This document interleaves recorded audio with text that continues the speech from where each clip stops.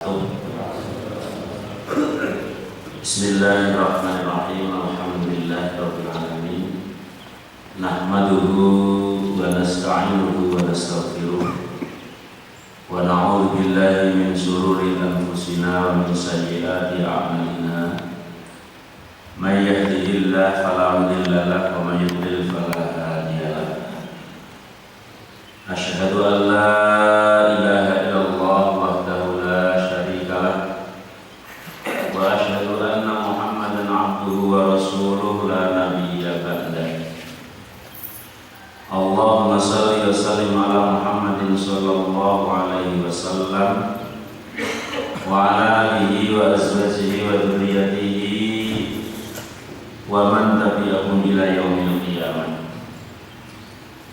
Qala Allah ta'ala fi kitabihil karim, ya ayyuhalladzina amanu taqullaha haqqa tuqatih wa la tamutunna illa wa antum muslimun.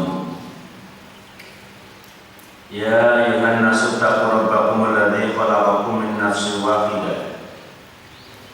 nafsin wahidatin wa khalaqa minha zawjaha wa batha minhuma rijalan katsiran wa nisaa'a wattaqullaha alladzi tasaaluna bihi wal arham innallaha kana 'alaikum raqiba. Ya ayyuhalladzina amanu taqullaha wa qulu qawlan sadida yuslih lakum a'malakum wa yaghfir lakum dhunubakum wa may yuti'illaha wa rasulahu faqad faza fawzan 'azima. Fa'lam fa inna khairal hadits kitabullah wa khairal hadi hadi Muhammadin sallallahu alaihi wasallam wa syarrul umuri muhdatsatuha wa kullu muhdatsatin bid'ah wa kullu bid'atin dhalalah wa kullu dhalalatin finnar. Hadirin wal hadirat rahimani wa rahimakumullah. Alhamdulillah, puji syukur kehadirat Allah Subhanahu wa ta'ala yang mana pada pagi hari ini Allah masih berkenan memberikan nikmat, rahmat, anugerah kepada kita semua sehingga kita pada pagi hari ini bisa melaksanakan ibadah bersama, yaitu sholat subuh berjamaah tanpa ada halangan suatu apapun, dan kemudian diteruskan dengan ta'lim do'abul ilmi.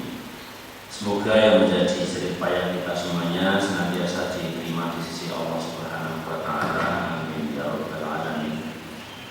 Shalawat dan salam semoga tercurahkan kepada Nabi kita Muhammad sallallahu alaihi wasallam beserta para sahabatnya, para keluarganya, wa azwajihi, beserta juga para istri-istrinya, dan juga kepada pengikut setianya hingga kiamat. Hadirin rahimani wa rahimakumullah. Benar sesuai yang disampaikan oleh Ustaz Hamzah tadi, kita sampai surat Al-Baqarah ayat pertama. Bismillahirrahmanirrahim. Bismillah sudah dijelaskan di surat Al-Fatihah. Alif Lam Mim. Alif Lam Mim. Qad ikhtalafa mufassiruna fil hurufil muqti'ati allati fi awal suwar. Dalam menafsirkan huruf-huruf yang terpisah yang ada di dalam awal surat, maka para ulama berbeda pendapat. Ahli tafsir al-mufassirun qad ikhtalafa. Jadi memang selalu saja dalam hal-hal memberikan makna, menafsirkan, kemudian menetapkan sebuah hukum, itu selalu ikhtilaf. Berbeda pendapat itu suatu hal yang mesti. Jadi al-mufassirun qad ikhtalafa fi tafsiri al-hurufi al-muqti'ati allati fi awal suwar. Sungguh para ulama ahli tafsir berbeda pendapat dalam menafsirkan huruf-huruf yang terpisah yang berada di awal surat, di antaranya adalah alif, lam, mim. Itu tafsirnya seperti apa? Faminhum, sebagian dari mufassirun, man qala hiya mimma istaqallahu bi'ilmihi faratu ilmuha ilallahi wa lam yufassiruha. Di antara mereka ada yang mengatakan bahwa hal ini merupakan sesuatu yang hanya diketahui oleh Allah saja. Mimma istaqallahu bi'ilmi, yaitu rahasia Allah. Hanya Allah yang mengetahui, tidak ada selain Allah yang mengetahui. Maka dari itu faruddu ilmaha ilallah, maka untuk mengetahui maknanya mereka mengembalikan kepada Allah. Walam yufassiruha, dan mereka tidak menafsirkan. Jadi pendapat yang pertama, ini disebutkan yang pertama, ulama yang mengatakan bahwa alif lam mim itu rahasia Allah. Begitu juga awal-awal surat yang lain ada alif lam mim ro, ada alif lam ro, ada kaf ha ya ain shad, ada to sin, ya. Pernah ada baca tosin itu kan pertama ngaji bacanya tosa itu motor karena kan huruf itu bacanya sesuai, jadi kalau belum belajar kan keliru ya. Nah, ini mendapat yang pertama mengatakan mimma istaqsallahu bi ilmi, itu adalah rahasia Allah, ilmunya yang baru hanya Allah. Faruddu ilma ilallah, kembalikanlah faruddu ilmuha ilallah, ilmunya penafsirannya kembalikan kepada Allah. Walam yufassiruha, dan mereka tidak memberikan tafsir. Alif lam mim ya alif lam mim. Nah, maknanya gimana? Ya gak ada maknanya. Ya ada, tapi Allah yang tahu, kita gak tahu. Karena memang tidak diajarkan.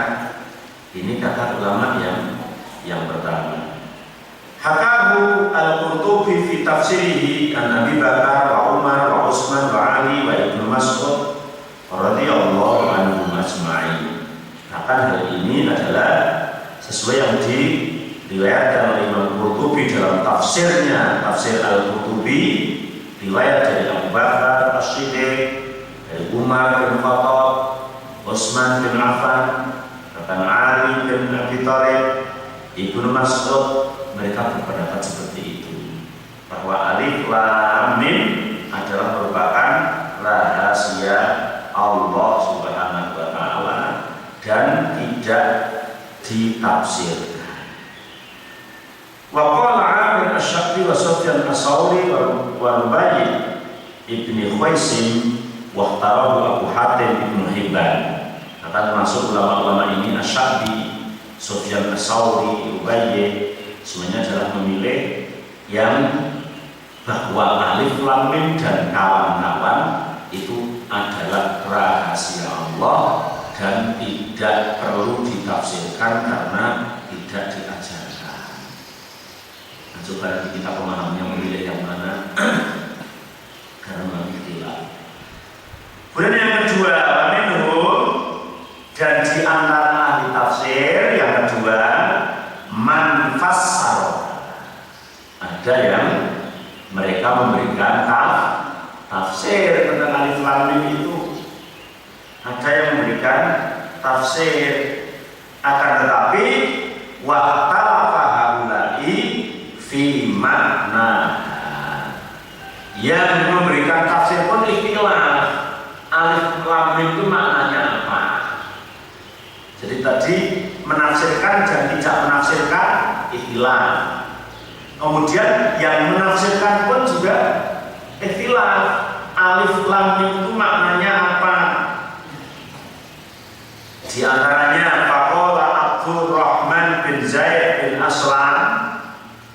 Perlu diingat, dari Abdurrahman bin Zaid bin Aslam mengatakan bahwa alif lam mim hiya asma uswah.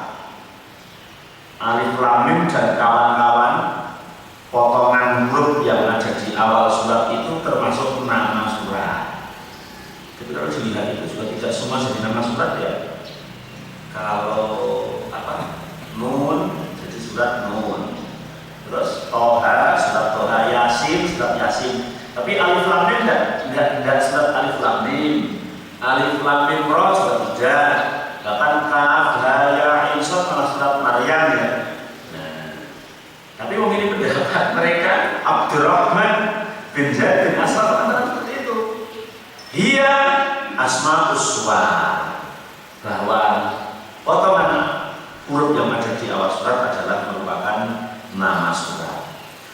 Qala al-alamah Abdul Qasim Mahmud bin Umar Az-Zamakhsyari, yang terkenal dengan sebutan Imam Az-Zamakhsyari, di dalam tafsirnya dia mengatakan wa alaihi idghaqul aksar, bahwa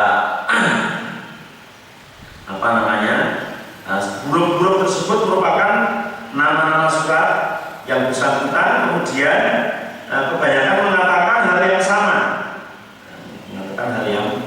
sama, wa alaihi idghaqul aksar, atau menyerupai. Wa naqala Sibawayh annahu nassa alaihi wa yaqifu li hadza bima warada fi sahihain. Kemudian dinukil dari Imam Sibawayh ada suatu nas dari hadis ya, dari riwayat Bukhari dan Muslim dari Abu Hurairah radhiyallahu anhu bahwa Rasulullah SAW kana yaqra'u fi sholati subhi yaumil jum'ah alif lam mim. Jadi ada hadis itu yang berbunyi bahwa Rasulullah SAW membaca alif lam mim sajadah dan hal ata alam insani dalam surat subuh hari Jumat. Teks yang berbunyi begitu itu menunjukkan bahwa alif lam mim itu nama surat. Dan karena yang roh fi sholati subhi yaumil jum'ah alif lam mim sajadah, tidak asal saja tapi alif lam mim sajadah. Bahwa Rasulullah SAW ketika sholat subuh hari Jumat mengimami membaca surat alif lam mim sajadah. Wa hal ata alal insani, dan membaca surat hal ata alal insani. Berarti nama surat tersebut disebut surat alif lam mim sajadah dan surat hal ata alal insan. Tapi kemudian alif lam mim sajadah namanya sajadah, kemudian hal ata alal insan namanya adalah surat al insan. Tapi itu bisa juga disebut sebagai nama surat sebagaimana yang dipilih oleh Abdurrahman bin Zaid bin Aslam. Wa qala Sufyan Ats-Tsauri an ibni Abi Najih al-Mujahid annahu qala alif lam mim wa ha mim wa alif lam mim shad wa shad fawatihu iftatahallahu biha al-Qur'an. Kalau menurut Imam Mujahid bahwa alif lam mim ya, alif lam mim kemudian ha mim kemudian alif lam mim shad kemudian shad adalah fawatihu iftatahallahu biha al-Qur'an, pembuka-pembuka yang oleh Allah digunakan untuk membuka ayat-ayat Al-Quran atau surat-surat Al-Quran. Jadi kalau menurut Abdurrahman tadi adalah nama surat. Nama surat. Kalau menurut Mujahid adalah pembuka surat. Bukan nama surat tapi pembuka surat.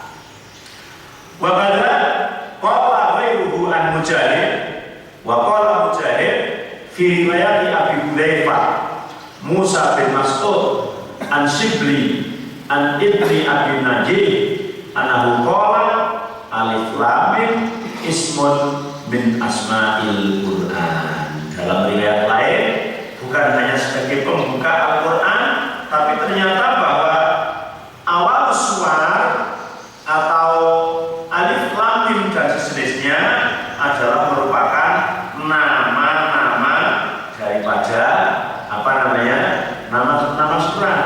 Anahu nama daripada nama-nama Al-Qur'an. Anahu ismun min asma'il Qur'an. Ya, Al-Qur'an itu namanya kan Al-Qur'an, kemudian Al-Kitab, kemudian Al-Furqan. Nah, termasuk namanya itu yang disebutkan dalam awal-awal surat itu.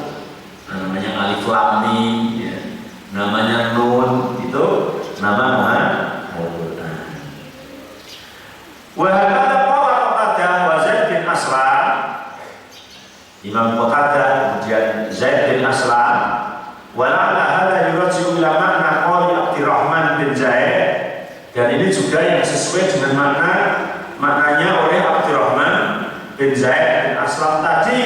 Mereka juga menyebutkan annahu ismun min asma'is suwar, bahwa alif lam mim dan yang lain adalah merupakan nama daripada nama-nama surat Al-Qur'an. Nama-nama daripada nama surat Al-Qur'an.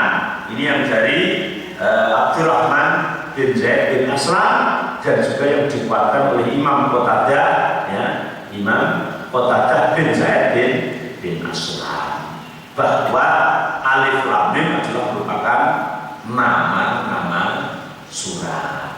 Ya, tadi dalil yang menunjukkan adalah Rasulullah ketika mengimami subuh hari Jumat membaca surat alif lam mim saja dan membaca surat hal ata alal insan. Berarti menunjukkan bahwa alif lam mim saja itu nama surat, kemudian hal ata alal insan juga merupakan nama daripada nama surat.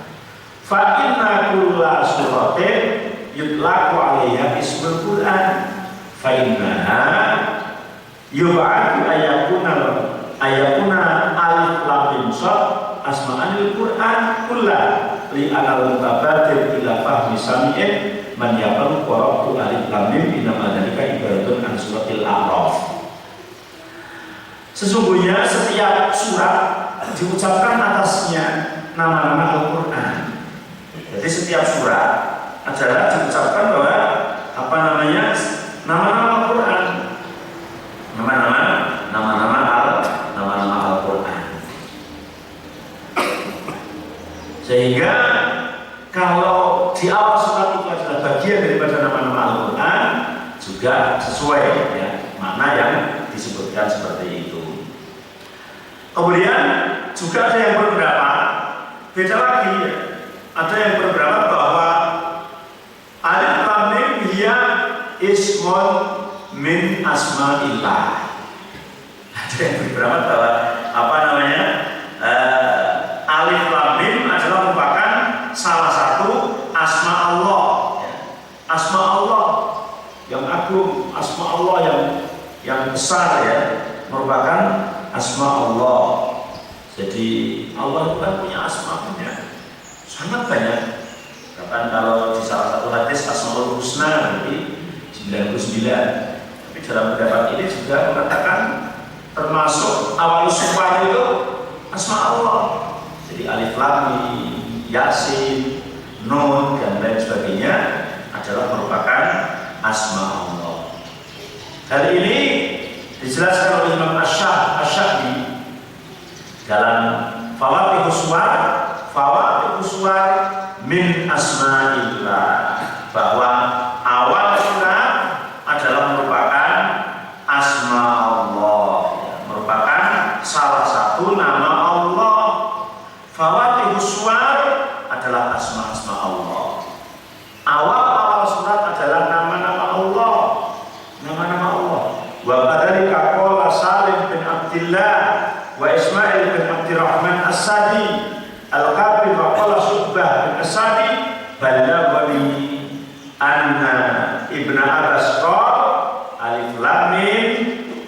ismun min asma'illahil a'zam. Dalam riwayat ini ya, ternyata nyambung sampai kepada Ibnu Abbas, bahwa Ibnu Abbas mengatakan bahwa Alif Lam Mim merupakan salah satu asma Allah yang sangat agung. Min asma'illahil a'zam, nama Allah yang agung. Ini yang dari Ibnu Abbas, yang sanadnya nyambung sampai kepada Ibnu Abbas. Hadza rawahu Ibnu Abi Hatim hadis Syu'bah wa rawahu Ibnu Jarir, dan juga yang diriwayatkan oleh Ibnu Jarir an Ibnu Mahdi an Syu'bah, sa'altu as-Sadi, aku bertanya kepada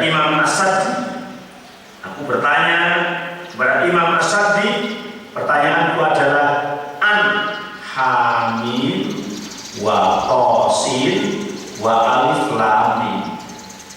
Aku bertanya kepada sahabat As-Sadi mengenai hamim, tosin dan alif lam mim. Faqala Ibnu Abbas, maka ternyata Ibnu Abbas menjawab, dia ismullahil a'zam, itu adalah nama Allah yang agung. Ismullahil a'zam, asma Allah yang agung. Ini semuanya ada riwayatnya, sehingga tentang ikhtilaf tadi ya memang ikhtilaf. Nah, dari riwayat ini mengatakan bahwa awal suar adalah nama-nama Allah. Mungkin kalau kita nggak ngaji alif lam mim, setiap saat kita juga baca apa sih maknanya. Ya, wallahu a'lam bimuradi, biasanya dalam tafsir yang singkat itu tetap wallahu a'lam bimuradi. Allah lah yang tahu muradnya, yang tahu maksudnya. Kita hanya sebatas membaca alif lam mim. Tapi setelah mengetahui beberapa riwayat ini, mungkin dalam hati kita bisa, oh iya, ini sebagian mengatakan nama surah, nama Al-Quran, sebagian mengatakan bahwa ini adalah asma Allah Subhanahu wa Ta'ala. Qala Ibnu Jarir wa hadatsana Muhammad al-Musanna hadatsana Bunukman hadatsana Syu'bah an Israil As-Sadi an Murrah al-Hamdani qala Abdullah fadzakara, maka Abdullah menyebutkan sama dengan yang dari Ibnu Abbas, dia asma'ullahi al-a'zam, dia adalah nama Allah yang besar, nama Allah yang agung. Kemudian bahkan kami selalu an Ali wa Ibni Abbas wa qala Ali Ibni Abi Thalha an Ibni Abbas, sama juga dari Ibnu Abbas, dari Ali bin Abi Thalha mengatakan huwa ismun aqsamallahu bihi wa huwa min asma'illah ta'ala. Ya, mereka ditanya tentang alif lam mim dan sebagainya merupakan qasam. Qasam itu kismun itu sumpah. Wa kismun aqsamallahu bihi, sumpah yang Allah bersumpah dengannya. Wa huwa min asma'illah, dan itu merupakan salah satu dari nama Allah. Karena Allah sering bersumpah menggunakan namanya sendiri. Bahkan Allah sumpah dengan makhluknya. Sehingga dalam riwayat ini disebutkan bahwa awal suar merupakan salah satu dari nama Allah yang digunakan oleh Allah untuk sumpah.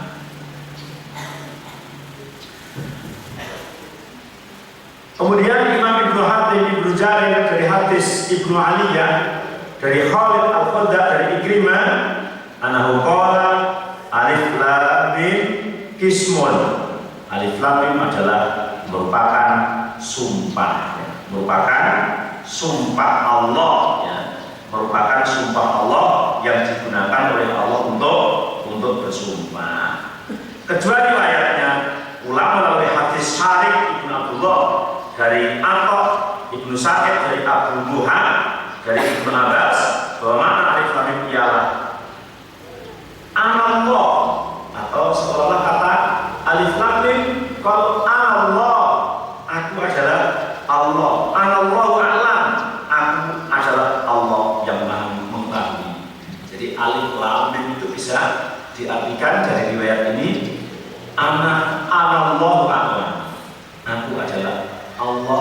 yang Maha Tahu. Ini yang dari riwayat hadis Syarif bin Abdillah bin Atha bin Sa'id. Wa qala Sa'id bin Jubair, begitu juga yang disebutkan oleh Imam Sa'id bin Jubair dan Imam As-Sadi dan Imam Abu Malik. Kemudian riwayat dari Abi Shalih an Ibni Abbas an Murrah al-Hamdani an Ibni Mas'ud an-nas min ashabin Nabi, dari segolongan manusia dari sahabat Nabi mengatakan alif lam mim qol amma alif lam mim fahiya hurufun istaftahat min hurufin hijai asma'illahi ta'ala. Dalam hal ini maka sahabat Nabi, seorang golongan dari sahabat Nabi ini mengatakan bahwa alif lam mim, bahwa alif lam mim adalah merupakan huruf-huruf yang dipakai untuk pembukaan. Semuanya adalah berasal dari ejaan hijaiyah asma-asma Allah. Istatahat min hurufin hijain min hurufi hijain asma'illahi ta'ala, adalah merupakan huruf-huruf yang dipakai untuk pembukaan, tapi semuanya adalah berasal dari ejaan huruf hijaiyah yang berasal dari nama-nama Allah, huruf ejaan. Makanya ketika baca kan dibaca per huruf. Dalam istilah ahli tajwid itu ada istilah harfi, sehingga ada mad lazim harfi, ada mad lazim kilmi. Kalau yang bersifat kalimat itu namanya mad lazim kilmi, kayak al-ana gitu ya, mad lazim kilmi. Kemudian yang waladdallin itu kilmi. Tapi yang di awal-awal surat ini namanya mad lazim harfi, karena bacanya memang per huruf. Tulisannya alif, lam, dan mim bacanya per huruf, tidak alam tadi bacanya alif, lam, mim. Ya dan sin tidak dibaca yasa atau yas, tapi dibaca ya, sin, utuh huruf-hurufnya itu. Makanya disebut harfi. Maka ketika panjang kayak lam, mim itu disebut lazim harfi. Begitu juga toha itu lazim harfi juga. Hanya kalau yang lam, mim itu disebut musaqqal, berat. Kemudian yang toha, kemudian haya itu mad lazim harfi mukhaffaf, ringan. Nah, karena apa? Ini hurufun istafahat min hurufin hijain, adalah huruf-huruf yang digunakan untuk membuka Al-Quran dari huruf-huruf hijaiyah yang semuanya adalah merupakan dari nama-nama Allah. Masya Allah, dari nama-nama Allah. Imam Abu Ja'far Ar-Razi dari Rubai bin Anas dari Abu Aliyah menyikapi tentang qaulih ta'ala alif lam mim. Berarti sehubungan dengan alif lam mim itu yang dari Abu Ja'far ini, Masya Allah, hadhil ahrufis salasah minat tis'ah wal isrina hurufan. Dari ketiga huruf ini merupakan bagian dari 29 huruf yang berlaku di kalangan semua bahasa. Istimewa. 3 huruf ini hadhil ahrufis salasah minat tis'ati wal isrina hurufan darat fiha al-alsan. 3 huruf ini merupakan bagian dari 29 huruf yang berlaku bagi di kalangan semua bahasa. Tidak ada satu huruf pun dari ketiganya melainkan huruf tersebut adalah huruf pertama dari salah satu asma Allah. 3 huruf itu semuanya adalah illa bahwa miftahu ismin min asma'ihi. Alif, lam, dan mim itu. Walaysa minha harfun illa bahwa min alaihi. Yang pertama Jadi dari bagian kebesaran nama Allah, tiada satu huruf pun darinya melainkan merupakan sebagian dari tanda-tanda kebesaran Allah. Min aihi, kebesaran Allah, wa balaihi, dan tidak ada satu huruf pun melainkan di dalamnya terkandung masa suatu kaum, illa wa huwa min alaihi wa balaihi wa laysa min hakun illa wa huwa fi madati aqwam, masa suatu hidup suatu kaum, baik hidupnya maupun ajal mereka. Ini alif lam mim. Masya Allah. Isa ibnu Maryam alaihissalam pernah mengatakan wa'ajab, mengatakan sebagai ungkapan dari keheranan, aku heran. Ajaba ajabtu ajaban. Qala ajaba annahum yantiquna bi asma'ihi wa yu'ishuna fi rizqihi fa kaifa yakfuruna bi. Jadi ajaba ajabtu ajaban, mengatakan aku heran. Mereka mengucapkan asma-asmanya, hidup dengan rezekinya, tetapi mengapa mereka kafir terhadapnya? Itu kata Isa, mengatakan dengan nama-namanya, memakan dengan rezeki-rezekinya, tapi fa kaifa yakfuruna biha. Fal alif miftahu ismillah wal lam miftahu ismihi al-latif. Alif berarti awalan dari lafal Allah. Alif Allah itu dimulai dengan alif. Dan lam miftahu ismihi latif. Lam latifun, lam. Wal mim miftahu ismihi majid. Kemudian mim adalah nama Allah Majid. Kalau latif yang maha lembut, Majid yang maha agung. Allah, nama Allah itu sendiri. Alif lam mim, berarti alifnya adalah Allah, lamnya adalah latif, kemudian mimnya adalah Majid. Ini dalam riwayat ini. Dalam riwayat ini tersebut dalam kitab tafsir Ibnu Katsir ini. Al-alif sanatun wal lam salasuna sana wal mim arba'una sana. Dan huruf alif adalah tanda-tanda kebesaran Allah, huruf lam adalah sifat latif Allah, sedangkan huruf mim sifat majidullah, menunjukkan masa 1 tahun, huruf lam menunjukkan masa 30 tahun, dan huruf mim menunjukkan 40 tahun. Ada keterangan yang menjelaskan seperti itu dalam keterangan ini. Jadi tadi disebutkan bahwa awal surah adalah bagian daripada apa? Nama Allah. Hada lafdun Ibnu Abi Hatim, dan ini adalah lafal yang ditunjuk dari riwayat Imam Ibnu Abi Hatim. Wa nafahu Ibnu Jarir tsumma syara'a biwajhi kulli wahidin min hadhil aqwal wa yuwafiqu bainaha wa annahu la munafata baina kulli wahidin minha. Kemudian setelah beberapa dijelaskan dari awal sampai bawah, ternyata antara pendapat yang satu dengan pendapat yang lain tidak terjadi bertentangan. Tidak antara satu dengan yang lain. Wa annal jam'a mumkinun. Mengumpulkan antara beberapa pendapat itu adalah merupakan sebuah kemungkinan. Yang satu mengatakan hanya awalan surat saja, yang satu mengatakan adalah nama surat, yang satu mengatakan bahwa itu adalah nama Al-Quran, yang satu lagi mengatakan bahwa itu adalah nama Allah. Maka boleh disatukan. Annal jam'a mumkinun. Satu, faya asma'ul surat, nama surat. Wa min asma'illahi ta'ala yafta'ahu biha asma'. Dan setiap nama-nama Allah, dari nama-nama Allah dibuka pula dengan nama-nama surat itu.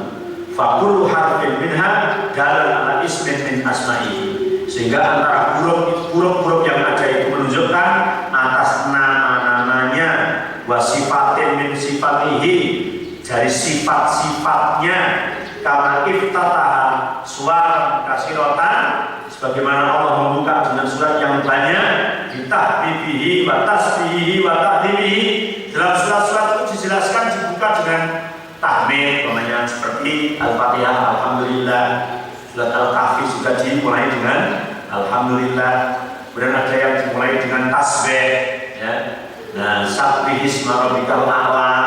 Nah, itu dimulai dengan tasbih. Ada juga yang dimulai dengan takdim, pengagungan terhadap Allah Subhanahu wa taala. Itu menunjukkan bahwa awal-awal itu merupakan salah satu daripada sifat-sifat dan nama Allah Subhanahu wa taala. La mani'a min dalalatil harfi minha ala ismin min asma'illah. Berarti tidak ada halangan kalau orang yang mengatakan bahwa itu adalah merupakan nama Allah dan sifat-sifat Allah Subhanahu wa taala. Sebagaimana yang disebutkan oleh Imam Rubai, Ibni Anas, Abi Aliyah, li'anal kalimat al-wahidah tutlaqu ala ma'anin kasiratin. Karena lafal yang satu itu kadang-kadang bisa menunjukkan makna yang banyak. Dalam bahasa Arab ada lafal yang satu menunjukkan makna yang banyak.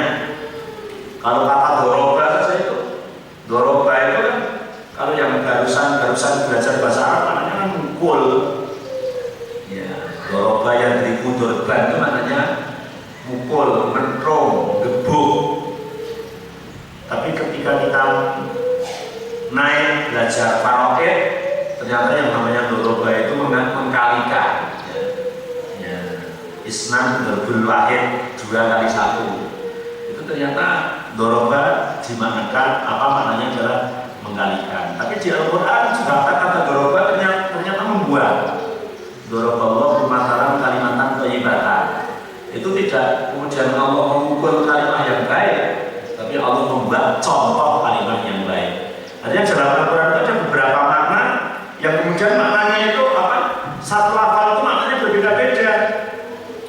Coba kata umat dalam Al-Quran, kata umat antara umat dalam ayat yang satu dengan umat dengan ayat yang lain itu ternyata beda. Ada yang berbunyi inna wajadna abana ala ummatin. Sesungguhnya kami telah menemukan pada bapak-bapak kami ala ummatin atas umat. Ternyata umat ini tutlaku biha ar-rajul al-muti' lillah. Umat itu yang dimaksud adalah seorang laki-laki yang taat kepada Allah. Inna wajadna abana ala ummatin. Aku telah menemukan pada bapak-bapak kami atas mengikuti seorang laki-laki yang taat kepada Allah. Ternyata umat di situ dimanai seorang laki-laki yang taat kepada Allah. Tuh, umat ya. Kemudian di ayat yang lain ada kata umat lagi. Inna Ibrahima kana ummatan qanitan lillahi hanifan wa lam yakun minal musyrikin. Sesungguhnya Ibrahim adalah umat qanitan yang patuh lillahi pada Allah, hanifan condong wa lam yakun minal musyrikin, dan Ibrahim tidaklah orang yang musyrik. Lah umat itu apa artinya di sini? Ternyata waktu lalu biha al jamaah. Umat di sini yang dimaksud adalah imam jamaah. Inna Ibrahim kana ummatan. Dia adalah imam, ya, jamaah yang perlu diikuti. Dalam ayat yang lain ada yang berbunyi wajah alaihi ummah minan nasi yaskun. Wajah alaihi ummah, ditemukan ummah minan nasi yaskun. Walau ba'asna fi kulli ummah rasulan. Ternyata umat di dalam 2 ayat ini tutlaku wa yuradu biha al-qim wa huwa adhar, masa. Wajada alaihi ummah minan nas yaskun, ditemukan setiap masa dari manusia. Walau ba'asna fi kulli ummah rasulan, dan sungguh aku telah mengutus pada setiap masa. Umat yang dimaksud di sini adalah setiap masa. Rasulan diutus seorang rasul. Ternyata umat itu sendiri maknanya adalah macam-macam. Sehingga kalau awal surat, ya, awal surat itu maknanya setiap ulama ada yang mempunyai makna suatu hal yang sangat wajar, ya, sangat wajar. Nih, waqala alladziina ja'alhuma wa dzakara ba'da ummah ay batahi. Yang dimaksud ummah di sini adalah merupakan suatu waktu.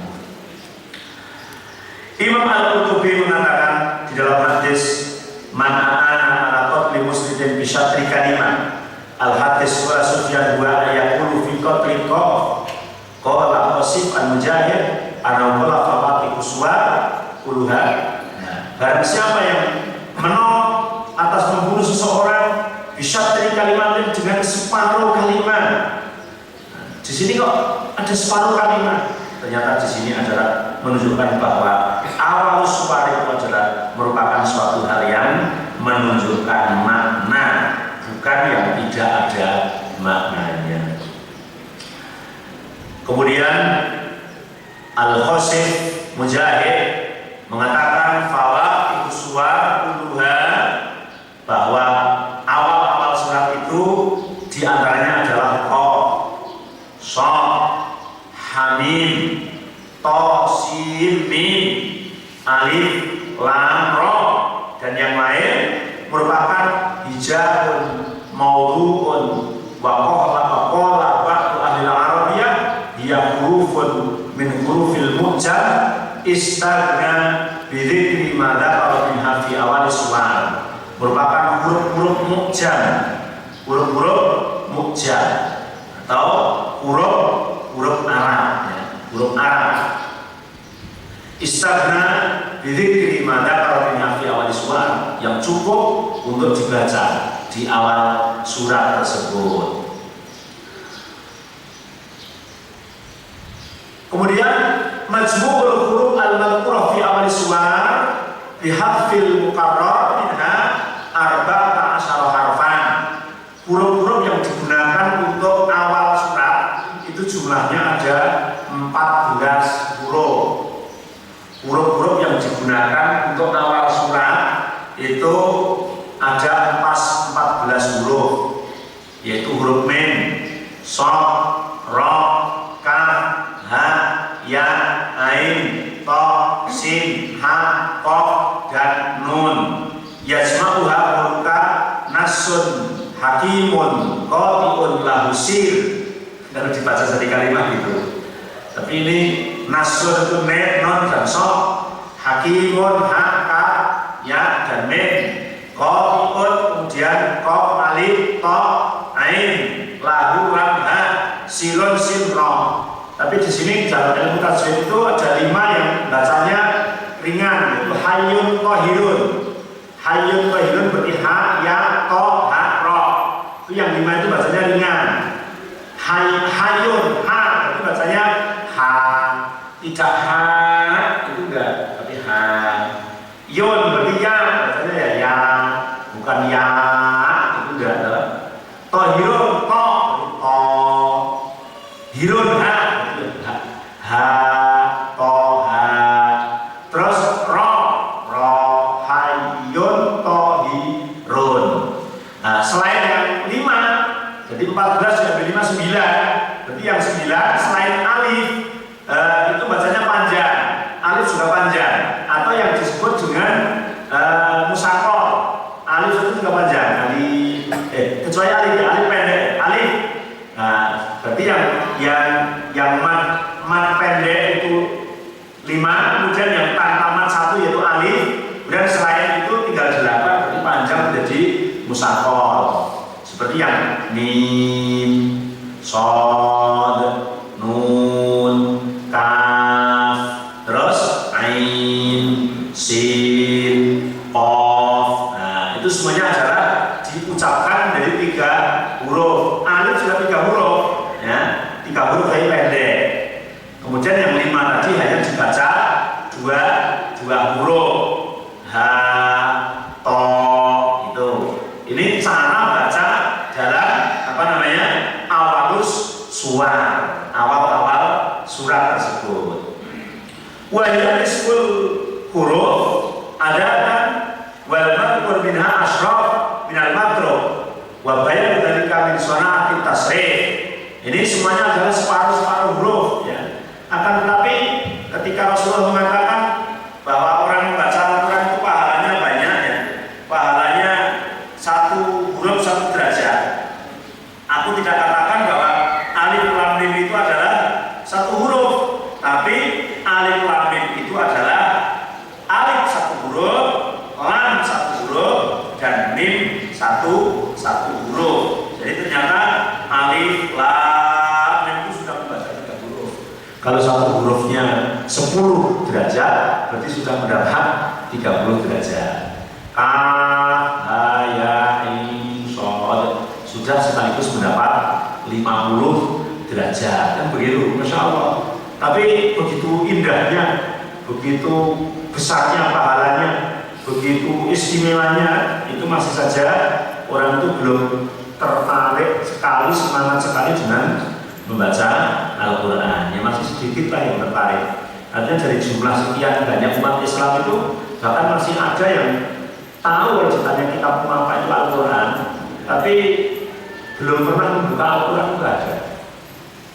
Ada yang megang mushaf itu sekali ketika menyerahkan meskawin kepada istrinya. Ya, ini meskawin itu serahkan. Ya, seperangkat alat sholat dan 1 mushaf Al-Quran.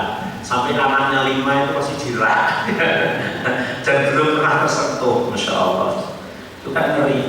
Padahal besok di kuburan mau ditanya wama imam buka imam sopo ngomongnya Al-Quran, sing ngomongnya kan nggak mulutnya, tapi benar-benar pernah membaca Al-Quran atau tidak.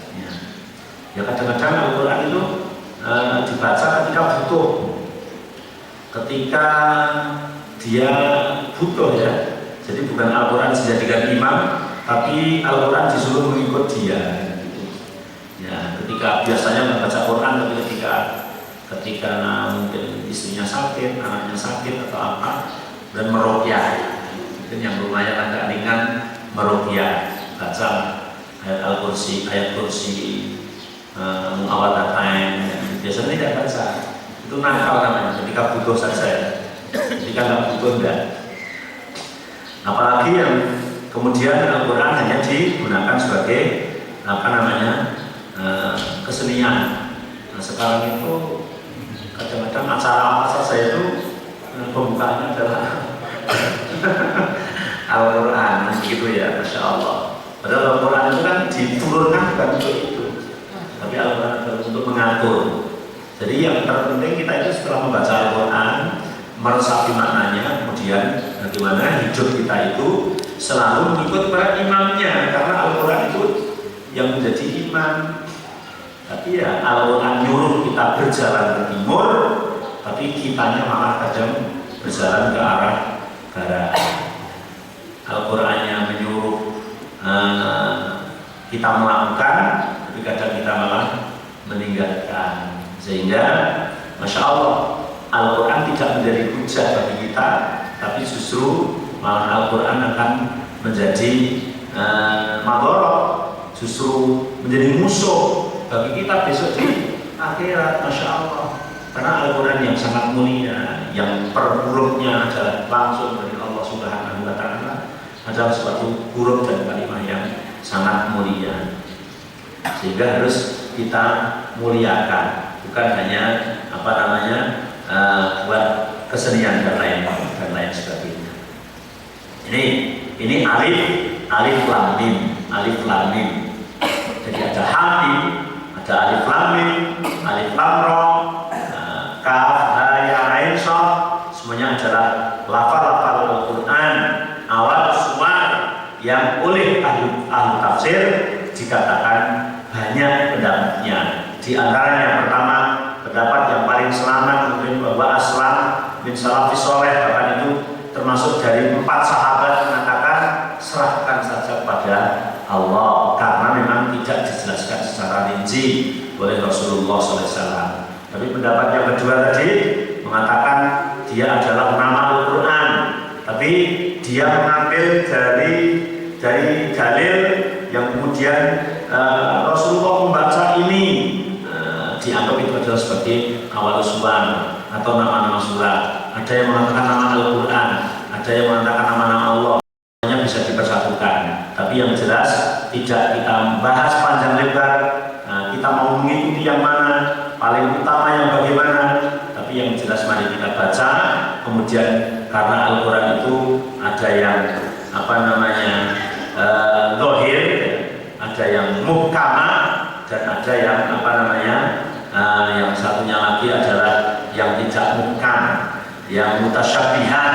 Sehingga bagaimana kita untuk bisa mengikuti Al-Quran yang muhkam. Huwa alladzi anzala 'alaikal kitab minhu ayatun muhkamat hunna ummul kitab wa ukhra mutasyabihat. Sesungguhnya Allah yang menurunkan Al-Quran pada kalian, dan Al-Quran adalah ada yang muhkamat, ada yang mutasyabihat. Nah, termasuk alif lam mim inilah yang mutasyabihat. Kemudian yang muhkamat jelas, kayak ayat baris seperti muhkamat, ya jelas lah. Anak laki-laki dapat 2 bagian dari anak perempuan. Termasuk ayat poligami itu muhkamat, jelas lah. Fangkihuma babalaku minanisa'i masna wa sulasa, jelas. Tapi kadang-kadang orang itu yang jelas dibikin remeng-remeng, yang remeng-remeng dijelas-jelaskan. Ini kok jadinya ya. Dari yang sudah jelas dia jelas. Kita pahami sebagaimana penjelasan Al-Quran tersebut. Nah, kemudian yang memang maknanya tidak begitu dijelaskan, ya sudah. Kayak dalam surat Al-Kahfi cerita tentang Nabi Musa dengan Nabi Khidir, itu ya cerita aja, nggak usah dijelas-jelaskan. Kemudian ini itu gitu ya. Ashabul Kahfi, Al-Quran saja mengatakan sebagian 5 dengan adiknya, 6, 7 dengan adiknya, 7, 8 dengan adiknya. Allah yang Maha Mengetahui itu kan ditulis dalam surat Al-Kahfi. Sekarang malah ada nama Ashabul Kahfi itu namanya ini, Budel, siapa, terus ditempel di atas pintu, nanti maling nggak mau masuk. Itu namanya yang mutasyabihat diperjelas, kan nggak bisa. Yang mutasyabihat persilakan aja, serahkan kepada Allah. Nah, yang muhkamat dibuat remeng-remeng. Ya kayak ayat baris namanya, wah itu nggak dulu, itu nggak begini begitu. Sekarang ya lebih baiknya diganti rata aja toh, biar lebih bijaksana, biar lebih adil. Berarti kamu mengatakan bahwa kamu lebih adil, lebih bijaksana daripada Allah. Kan begitu. Nah, begitu juga ayat poligami ini bagus ya, kan jelas ya. Wa in khiftum ala tuksitu fil yatama fankihu ma qabalakum min nisa'i masna. Kalau kamu mampu, persilakan kamu nikah perempuan 2. Pertama kali pun al-aslu nikah itu kan 2. Masna langsung. Kalau 2 nggak mampu 3 nggak mampu 4 gitu. Nah, kemudian kalau enggak fa'ilam takdilu fawahidatan. Kemudian itu 1. Ayatnya kan jelas. Ya tinggal kamu mampu, nggak usah diputer-puter itu rak gini, jangan. Ya kalau kamu belum mampu ya jangan. Tapi ayatnya jelas gitu. Nah, yang jelas diperjelas. Yang memang mutasyabihat ya persilakan berhenti mutasyabihat. Jangan kemudian kita dibolak-balik. Karena dari anzalna 'alaikal kitab minhu ayatun muhkamat hunna ummul kitab wa ukhra mutasyabihat. Yang satu adalah muhkamat, itu sebagai ummul kitab, itu sebagai pedoman. Kemudian yang mutasyabihat itu cukup untuk kita baca, kita imani, kita yakini, tidak usah meminta makna-maknanya, kemudian nyari-nyari dengan wasit dan lain sebagainya, tetap akan salah. Ya, akan salah. Maka alif lam mim pun kita merujuk pada pendapat para ulama. Dan ternyata pendapat yang memaknai ini itu pun semuanya tadi dari awal sampai akhir, walaupun riwayatnya sahih, akan tetapi tidak sahih. Sahih atau tidak sahih gimana? Tidak ada satupun dari Nabi yang mengatakan bahwa Nabi mengatakan alif lam mim itu ini, kan tidak ada tidak. Jadi kalau perhatikan dari awal tidak ada. Yang ada bahwa sahabat ini menukil dari perkataan Nabi ini, kesimpulannya ini, kan begitu. Sahabat ini menukil perkataan ini, berarti kesimpulannya ini, kan begitu. Tapi yang langsung dari Nabi kan tidak ada. Maka sehingga yang khulafaur rasyidin saja ya, termasuk siapa tadi di dalamnya adalah Abu Bakar, Umar, Utsman, Ali, bahkan termasuk Ibnu Mas'ud mengatakan hiya mimma istaghfarallahu bi'ilmi faruddu ilmuha ilallah wa lam yufassiruha. Mereka adalah bahwa alif lam mim dan saudara-saudaranya itu adalah rahasia Allah, khusus bagi Allah, dan yang paling tepat adalah tidak menafsirkan, dan maknanya adalah dikembalikan kepada Allah Subhanahu wa taala. Jelas ya insyaallah ya. Ya, sudah jam 5 menit, silakan kalau ada pertanyaan. Monggo.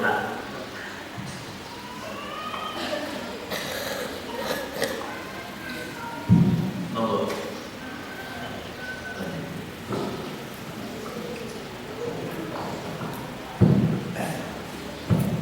Assalamualaikum warahmatullahi wabarakatuh. Tadi Ustaz sudah menjelaskan betapa banyaknya tafsir-tafsir yang dikemukakan oleh para ulama. Dari banyaknya tafsir yang berbeda tersebut menyebabkan penganalisaan dari umat itu menjadi berbeda. Apakah itu tidak bisa disatukan? Kalau itu bisa disatukan, alangkah indahnya, sehingga tidak pernah ada perbedaan seperti itu. Itu saja. Terima kasih. Assalamualaikum. Terima kasih, pertanyaan yang sangat bagus sekali ya. Sebenarnya di akhir tadi sudah saya simpulkan, akan tetapi memang bahwa mempersatukan berbagai macam pendapat itu adalah suatu hal yang sangat sulit, kan begitu ya, karena orang itu punya keyakinan masing-masing, sehingga apalagi yang semuanya itu merujuk kepada suatu dalil, walaupun dalam makna dalil itu sendiri belum sore. Kadang-kadang orang yang sudah berkeyakinan padahal tidak ada dalilnya saja diluruskan itu belum tentu mau, kan begitu, belum tentu mau. Kamu itu kok ikut pendapat yang ini aja, yang ini enggak dalilnya, enggak mau. Itu kadang-kadang sulit seperti itu ya. Akan tetapi sebenarnya di akhir tadi sudah saya simpulkan, dari sekian pendapat tadi kan mengatakan yang memaknai pun ada yang memaknai bahwa itu adalah nama surah, nama Al-Quran, kemudian nama Allah, kan begitu. Semuanya disatukan bahwa ternyata itu hanya kalau dikatakan nama surat ya karena memang ditulis di awal surat. Kalau hanya membuka ya nggak ada yang itu di tengah. Kemudian yang nama Allah memang itu adalah dari asma-asma Allah. Tapi di akhir tadi saya simpulkan bahwa semua yang mengatakan alif lam itu bermakna ini, itu, tidak ada penjelasan yang jelas dari Rasulullah. Bahwa Rasulullah mengatakan alif lam mim itu adalah ini, hai Abu Bakar. Alif lam mim itu adalah ini, hai Umar, hai Ibnu Mas'ud, hai Ibnu Abbas. Tadi kan teks-teks yang saya baca tidak ada. Semuanya adalah dalil kinayah. Ketika ada dalil yang mengatakan bahwa Abu Hurairah mengatakan Rasulullah sholat subuh itu membaca alif lam mim sajadah dengan membaca hal ata al insan, maka mereka mengatakan itu berarti hal ata al insan itu nama surat, alif lam mim sajadah itu nama surat. Nah ketika sekarang kalau orang Jawa, kalau Pak Agil itu kalau nanti baca kulhu, apakah kemudian ada nama surat kulhu kan bisa dibahas seperti itu sebetulnya ya. Lagi momen baca apa ya yang sering kayak gitu kan baca apa gitu. Padahal kan di Indonesia terkenal kul huwallahu ahad, kemudian kul a'udzu bil falaq, kul a'udzu binas itu terkenal surat kulhu begitu ya. Padahal kan tidak ada nama surat kulhu itu tidak ada. Maka sehingga yang selamat disangka bahwa alif lam mim dan teman-temannya itu insya Allah, apalagi ini menjadi pilihan ulama rasyidin yang tahu hanya Allah dan tidak ada makna yang jelas. Jadi disangkanya ke situ. Nah, hanya saja ketika ada orang mengatakan saya pilih yang ini, saya pilih ini, persilakan, karena itu memang ada ulama yang berpendapat seperti itu. Tapi yang terbaik adalah kembalikan pada pilihan ulama rasyidin bahwa alif lam mim adalah mimma istaghfarallahu bi'ilmi farudduha ilmuha ilallah wa lam yufassiruha. Rahasia Allah, ilmunya kembalikan kepada Allah dan tidak perlu menafsirkan ya, karena memang tidak ada tafsir yang jelas atau yang sorry. Begitu Pak, insya Allah. Ini ada pertanyaan. Bagi wanita yang melaksanakan sholat subuh di rumah, kemudian mendatangi majelis ilmu seperti pagi ini, apakah masih boleh melaksanakan sholat sunnah suruh atau isyraq? Ya, memang sholat isyraq itu dalilnya itu kan orang yang jamaah subuh di masjid, kemudian tidak pergi-pergi, nunggu sampai terbit matahari, sekitar 10 atau 15 menit dari terbit matahari itu melakukan sholat 2 rakaat. Nah, sebetulnya itu adalah sholat duha yang diawalkan, tapi karena beriringan dengan suruh isyraq disebut sholat isyraq. Memang itu istimewa, mendapat pahala seperti umroh tamah. Nah, sehingga kalau ditanya kiranya yang sholat di masjid lain kemudian mendatangi ke sini, atau wanita yang dari rumah kemudian mendatangi ke sini, apakah boleh melakukan sunnah suruh? Kalau bolehnya sholat kalau sudah waktu duha ya boleh, tapi faidah daripada dalil itu maka tidak pas, karena memang dalilnya mengatakan barang siapa yang sholat subuh berjamaah di masjid itu kemudian tidak pergi-pergi sampai terbit matahari, kemudian setelah 10 atau sudah naik sedikit, bahasanya sih tidak ada menitah di situ, melakukan sholat 2 rakaat, maka faedahnya seperti umroh sempurna dan sempurna. Sehingga yang di luar itu wallahu a'lam ya insya Allah tidak bisa. Artinya tidak mendapatkan faedah yang sama. Ya nunggu saja sampai matahari naik sedikit kemudian sholat duha. Boleh 2, boleh 4, boleh 6, boleh 8. Tapi bagi yang jamaah subuh kemudian tidak pergi-pergi, cukup 2 saja. Cukup 2 saja. Dan yang kedua, batasan waktu sholat suruh karena kekhawatiran justru sholat di saat yang dilarang, saat matahari terbit, yaitu perkiraan kurang lebih terbit matahari lebih 10 atau 15 menit. Kalau sekarang itu kan terbitnya kelihatannya jam 5 5.40 atau 5.50. Berarti kalau sekarang sudah jam 6:15 itu sudah lebih, sudah hampir masuk waktu duha. Jadi jangan, apalagi kalau di Masjid Thayyibah pas tidak mendung itu paling enak ini. Kodarullah mendungnya. Kalau nggak mendung itu matahari kolong-kolong dan sana kelihatan. Jadi mataharinya sudah ceplok bener, sudah boleh sholat suruh karena tidak pas terbit. Karena kalau pas terbit itu nggak boleh. Karena Rasulullah mengatakan jangan sholat ketika matahari terbit atau ketika matahari sedang tenggelam, karena matahari terbit dan tenggelam itu di antara 2 tanduk setan. Itu kata Rasulullah, ini mutasyabihat itu ya berarti tanduk setan tak gede banget, gede nguli matahari terus di tengah-tengah itu tak perlu dibahas, ini iman saja. Mutasyabihat ya kayak Rasulullah bersabda tentang Allah turun ke langit dunia setiap sepertiga malam. Padahal kalau di jam di sini sepertiga malam itu kan jam 3:30, 4. Allah turun ke langit dunia terus memanggil, hei hambaku yang berdoa, kabulkan doanya, yang meminta berikan permintaannya, yang istighfar minta ampun terima tobatnya. Nah sepertiga malam itu kan kalau putar ke barat kan sepertiga terus kan. Di sini sepertiga. Sekarang ini mungkin daerah India kan baru sepertiga, nanti sepertiga lagi. Kalau begitu Allah Ta'ala nggak mau berliane, mau medun, itu namanya akan memaksakan yang mutasyabihat dipaksa di akal nggak bisa. Jadi yang sifatnya mutasyabihat akal kita nggak ada, udah serahkan kepada Allah dan bertanya itu adalah iman kepada Allah Subhanahu Wa Ta'ala. Jadi batasannya tadi adalah ketika matahari sudah jelas. Oke, silakan.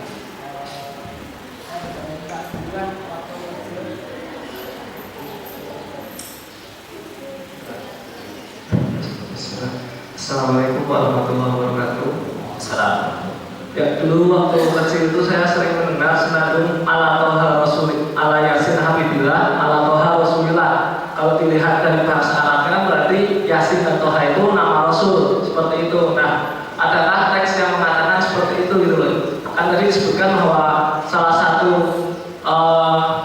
huruf tadi kan adalah nama Allah.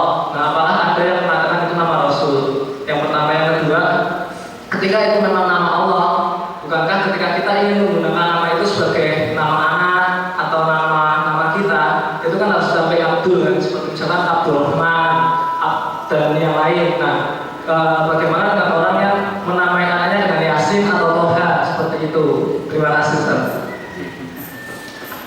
Pertanyaan yang pertama, sholatullah ala yasin, ala Rasulillah ala yasin habibillah. Sepanjang yang saya baca tadi, ya bahkan hari kemarin saya baca, tidak ada yang menunjukkan bahwa awal surat itu adalah nama Muhammad atau nama Rasul. Walaupun sebagian tafsir Yasin, yang tafsirnya memang bukan tafsir bil riwayat, tapi tafsir bil ra'i, ya, bahwa Yasin itu ya itu artinya hai, sin itu Muhammad, sehingga Yasin itu hai Muhammad, itu ada, tapi tidak diriwayat. Tapi sepanjang yang riwayat tadi dengan riwayat itu pun tadi kan sudah saya katakan riwayatnya itu hanya para sahabat dan para tabi'in yang merujuk kepada dalil yang tidak shareh, kemudian menyimpulkan bahwa itu adalah merupakan asma Allah. Jadi secara shareh yang mengatakan bahwa awal surat adalah merupakan nama Rasul atau nama Muhammad itu sendiri, saya belum ketahui. Sepanjang yang saya baca belum diketahui, sehingga sholawat tadi kok jadi lupa awalnya itu kan sholatullah salamullah ala yasin ala toha rasulillah, sholatullah salamullah ala yasin habibillah, itu ya kurang tepat. Nah, jadi kalau kita mau membaca sholawat ya yang tepat saja, yang jelas dengan menggunakan kata yang dohir, shollallahu ala Muhammad, shollallahu alaihi wasallim, shollallahu ala Muhammad, shollallahu ala wasallim, atau Allahumma sholli ala Muhammad, Allahumma sholli ala Muhammad, atau shollallahu ala Muhammad, itu yang jelas, atau shollallahu ala Muhammad wa ala ali. Jadi yang dengan kata yang jelas. Kalau pakai domir itu domir yang kembali langsung kan begitu. Allahumma sholli alaihi, Allahumma sholli alaihi, alinya adalah alaihi, adalah kepada Rasulullah. Karena lafal Yasin dan lafal Toha itu belum tentu itu nama Muhammad, hanya baru praduga. Sehingga bisa ya, bisa enggak, dan yang spekulasi bisa ya, bisa enggak itu kan kalau enggak kita akan rugi. Nah, makanya menggunakan yang jelas-jelas saja, jadi baca menggunakan yang spekulasi. Kedua, kemudian kalau nama orang dinamai Yasin, namanya Toha, walaupun tadi dikatakan sebagai nama Allah, tapi kan baru prasangka juga, doni sifatnya. Tidak seperti yang qot'i, kalau Ar-Rahman, Ar-Rahim itu kan qot'i, Bismillahirrahmanirrahim, Ar-Rahim berarti kan jelas. Qot'i, Maliki, Yaumiddin, Malik, A'udzu birabbi, Rabbi, ya, itu berarti qot'i. Yang qot'i jangan, memang harus digunakan. Kalau membuat nama harus satu. Kalau tidak mau pakai mudhof, digunakan nakirah. Boleh, bukan Ar-Rahman tapi Rahman, itu boleh. Karena kalau Rahman nakirah. Kalau nakirah berarti artinya adalah sifat penyayang saja. Tapi kalau sudah Ar-Rahman pakai al-makrifat, maka jelas adalah nama Allah. Maka harus pakai mudhof, jadi Abdul Rahman. Abdul Rahman itu adalah hamba Ar-Rahman. Abdul Malik berarti hamba Al-Malik, kan begitu. Tapi untuk nama-nama Yasin, Toha, mungkin hanya yang belum kumat diberi nama Alif Lam Mim belum ya. Di nama Nur gitu kan belum ada. Karena orang itu kadang karena umum saja nama Yasin, nama Toha itu kok bagus kan begitu ya. Nah, yang kalau menurut hadis itu nama yang paling baik kan Abdullah. Jadi yang baik itu adalah lafal Abdul kemudian dimudhofkan kepada nama Allah, dari Abdul Rahman, Abdul Rahim, Abdul Malik sampai kepada Abdul Sabur, insya Allah itu lebih utama. Kemudian nama-nama Nabi itu adalah Nabi Muhammad, Idris, Nuh, Lot, Hud. Kadang kan jarang kan dinamai pendek saja. Hud gitu saja. Malah ini ya ujian HUD pendek banget malah Nabi loh gitu ya. Nah, jadi sepanjang yang saya baca belum mengetahui kalau awal surat adalah sebagai nama Nabi. Begitu.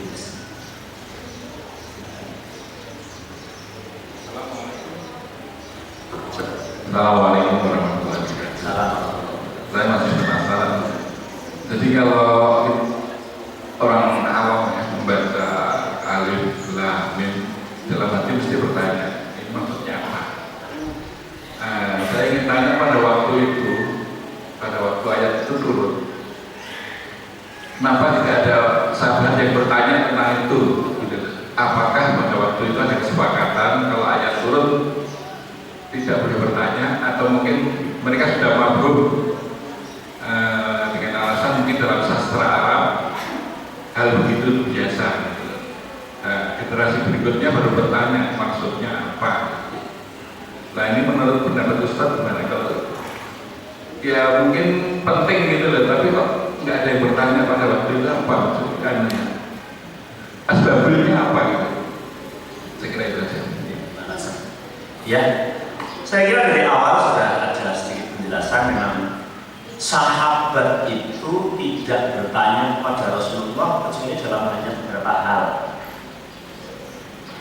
Jadi yas'alunaka anil mahid, yas'alunaka anil ahillah, yas'alunaka anis syahril haram, kan gitu ya. Pertanyaan itu dari haid, dari hilal, dari bulan haram ya.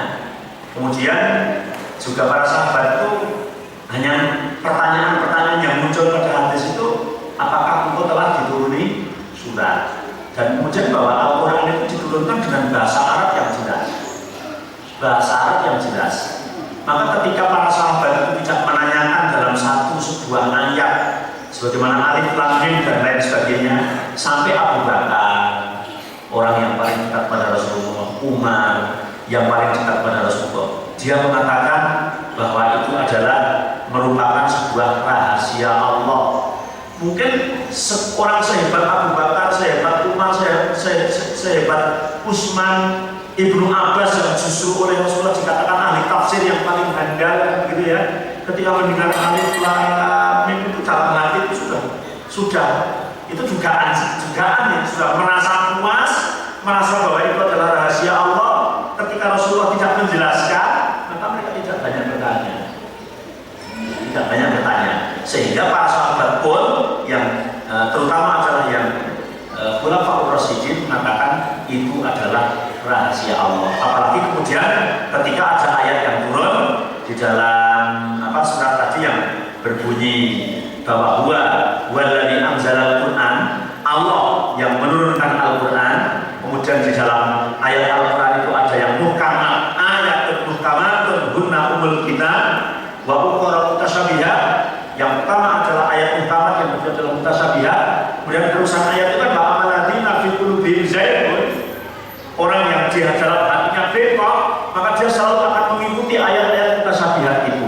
Maka dengan ayat itu turun, maka para sahabat itu ketika yang itu tidak dijelaskan oleh Rasulullah, maka mereka adalah amanna sami'na wa ata'na, aku beriman dan aku mendengar, kemudian aku mengetahui.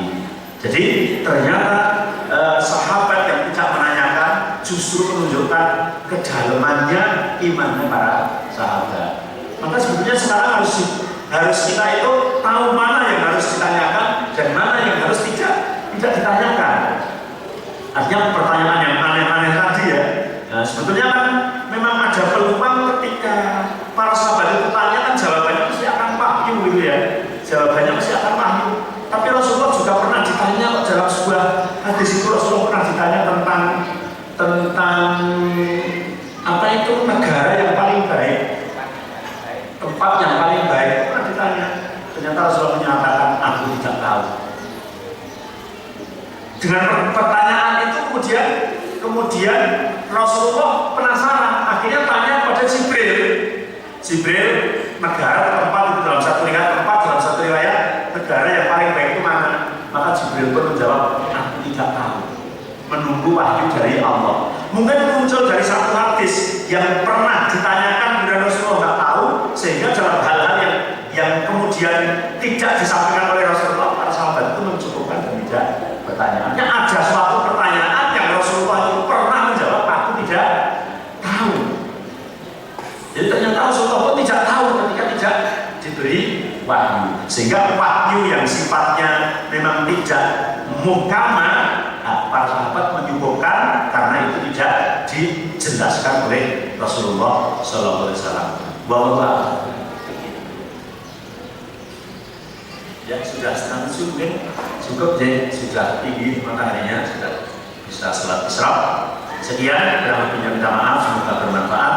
Akhirul kalam, subhanakallahumma wa bihamdika, asyhadu an la ilaha illa anta, astaghfiruka wa atubu ilaik. Assalamualaikum warahmatullahi wabarakatuh.